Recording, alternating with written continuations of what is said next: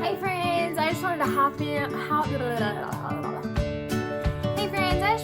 on super fast this week just to give you a little bit of a word of encouragement. Earlier this week I was on a conference call with Pastor Josh, and he started sharing about a story from the Bible, but also a fairy tale that I'm sure that most of us are pretty familiar with. He was comparing the story of David to the story of Cinderella. So we're all pretty familiar with the Cinderella story, whether you've read it in a book or you've seen the Disney version. Missing Disney World so much, but it's okay. Anyways, so we're all familiar with, there's this girl who lives with her stepmother. Her stepmother wants her daughters to marry the king or marry the prince so that she can become a princess. You know, all that good stuff. We've all heard the story, we've seen the movie, all that good stuff.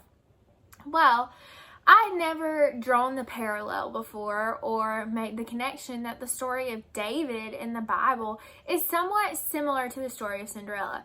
You know, when David was appointed king, his father pretty much wanted anyone but him to be appointed king. Pretty much any of his other sons.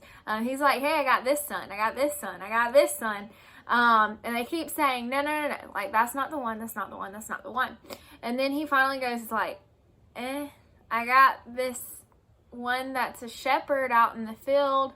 And so they bring in David, and he's appointed king. He knows that he's going to be king. So kind of somewhat similar to the Cinderella story. David was somewhat unwanted, and then all of a sudden he knows that he's going to be pulled to this point of authority, to this important place. Well, in the story of Cinderella, we pretty much see the screen cut from Glass Slipper Fitz. Now she's marrying the prince. She lives in the castle happily ever after the end. Well, the story of David is a little bit different in that he was appointed king. He knew that he was going to be king. And then he gets sent back into the field. He gets sent back to take care of sheep. I don't know how many of you have taken care of sheep in your life, but I have a little bit of experience with sheep. They're nasty.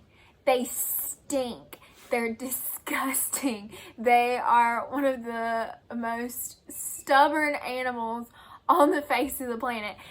And yet, here's David. He knows that he's going to be king, and he's sent back out with these nasty, smelly, greasy sheep to take care of them, because that's what he had been called to do at that time. He knew that there was something more out there. He knew that something better was coming, something that, with this authority, something that was looked up to. But for now, he was called to tend the sheep. That was what he was doing in that moment. So to live in that moment, that's what he had to do. And so I kind of also make that parallel in my mind where, David connects back to the Cinderella story, but it also kind of connects to the point that we're in right now, in that, we might not be where we want to be. We might not be doing what we want to do. We might not be doing everything to a point that we feel that we're capable of, or everything to the point that we feel like, we've been called to do. However, I just wanted to encourage you that even though David was sent back to tend the sheep, that didn't lessen his calling any more so than anything.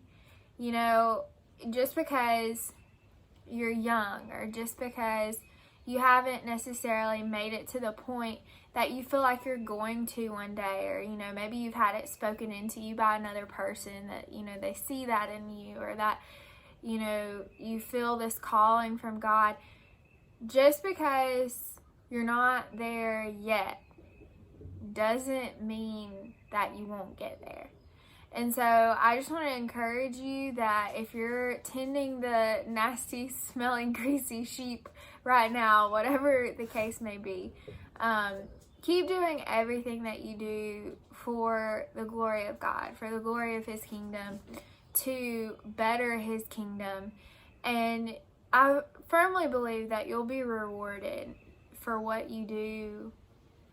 For what you do in private, you'll be rewarded in public. And so I would just say, keep on keeping on.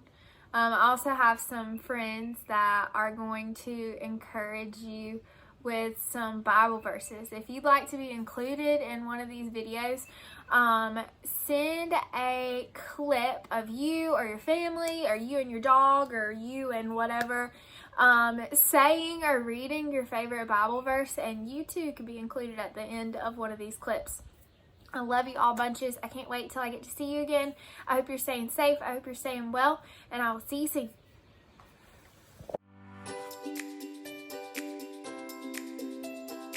1 Corinthians 13:7. Love bears all things, believes all things, hopes all things, endures all things. Love never fails.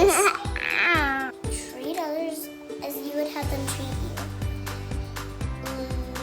Luke 6:31.